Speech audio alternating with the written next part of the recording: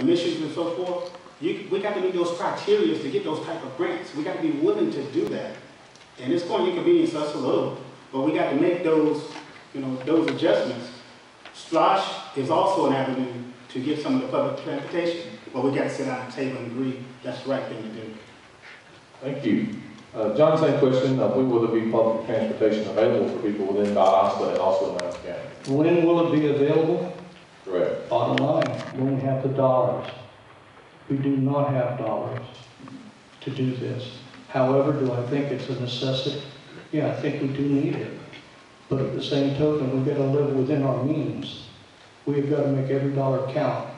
And the infrastructure is more, I would rather be able to flush my toilet than have a bus to go someplace. However, do I feel that it's a necessity? Yes, I do. But we cannot afford it at this time.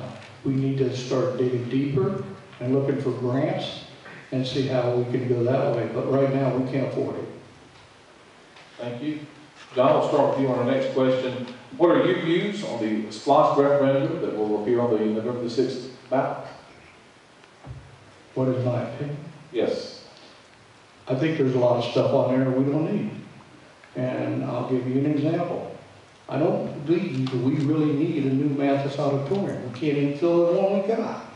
The library, how many people gone down to the library and looked to see how many people go there? It's not used as much as what it was intended for.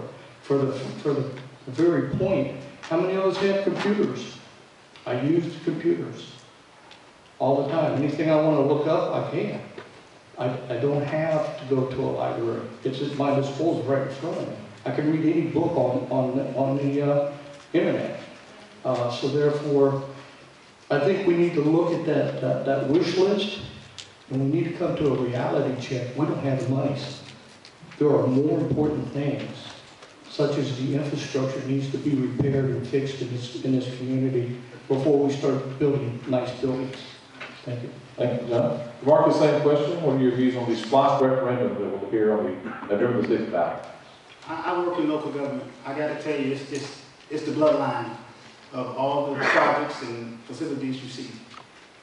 I'll be sitting here lying to you if I told you we didn't need it. You got 42 million that's going 5 points. I'm not necessarily a fan of that, but I do know as a commissioner, you'll be able to dictate or somewhat control the spending of what goes on in 5 points.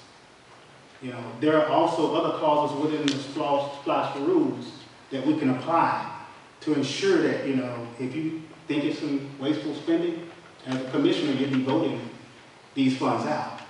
So I'm open-minded to that, but I do know we need them. Finally, closing comments. Marcus, we'll start with you. You have 1 minute. I'm a man from humble background.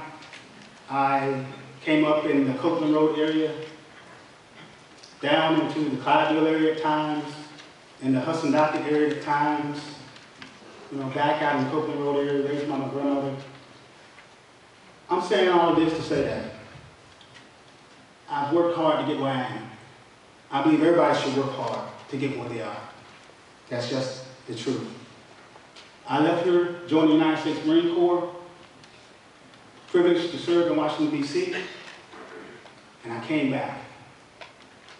I left Lowndes County not because I wanted to. I left because I had to. I don't want the same thing to happen to your children. We got to start looking forward. That is the future. I ask for your vote. I humbly ask for your support. Thanks.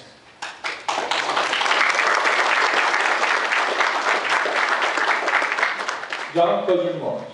Yes, my life started on Cherokee Reservation. I spent my first 7 years on the reservation.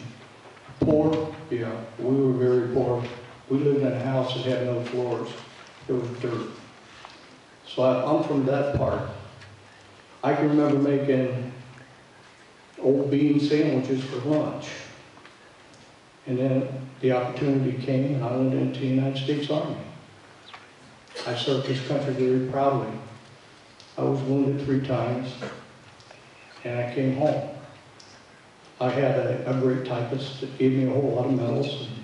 I appreciate that, but I'm only a caretaker for those, by golly, that did not come home. And I'm running for this position because I have served this community well, and I will continue to serve it.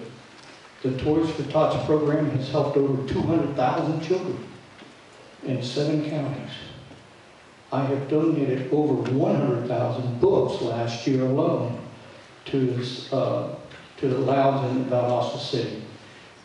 So on November 6th, or to November 6th, I humbly ask for your support as your next County Commissioner of District 4. Thank you.